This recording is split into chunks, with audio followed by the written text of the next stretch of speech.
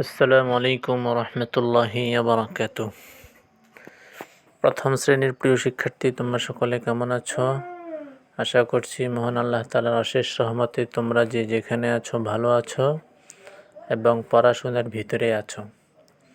প্রিয় শিক্ষার্থী, আজকে আমরা ইনশাআল্লাহ আমাদের পাঠ হলো নির্বাচিত হাদিস থেকে 9 নম্বর হাদিস, আর গত দর্শে আমাদের পাঠ ছিল 8 নং হাদিস।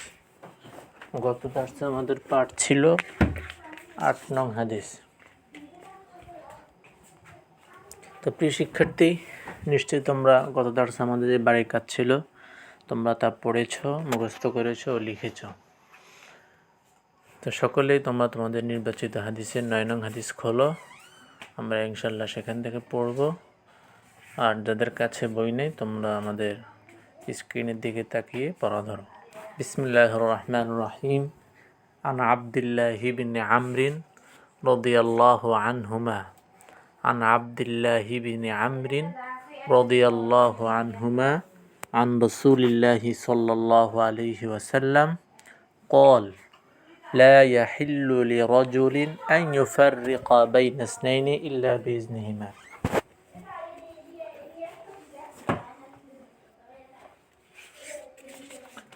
لا يحل لرجل أن يفرق بين اثنين إلا بإذنهما. হাদিসের অর্থ, হযরত আব্দুল্লাহ ইবনে আমর রাদিয়াল্লাহু আনহুমা থেকে বর্ণিত। হযরত আব্দুল্লাহ ইবনে আমর রাদিয়াল্লাহু আনহুমা থেকে বর্ণিত রাসূল সাল্লাল্লাহু আলাইহি সাল্লাম বলেন, দুজনের মাঝে তাদের অনুমতি ব্যতীত বসা কারো জন্য বৈধ নয়। দুজনের মাঝে তাদের অনুমতি ব্যতীত বসা কারো জন্য বৈধ নয়। আবারও বলছি আরবি এবং বাংলা। আন আব্দুল্লাহ ইবনে আমরিন রাদিয়াল্লাহু আনহুমা আন রাসূলিল্লাহি সাল্লাল্লাহু আলাইহি ওয়াসাল্লাম قال لا يحل لرجل أن يفرق بين اثنين إلا بإذنهما.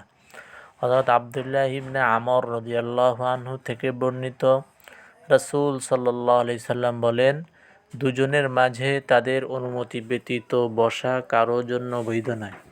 তো প্রিয় শিক্ষার্থী, আমরা যখন দেখব দুজন ব্যক্তি পরস্পর কথা বলতেছে, আমরা ওই দুজনের মাঝে কখনো বসবো না তাদের অনুমতি ছাড়া।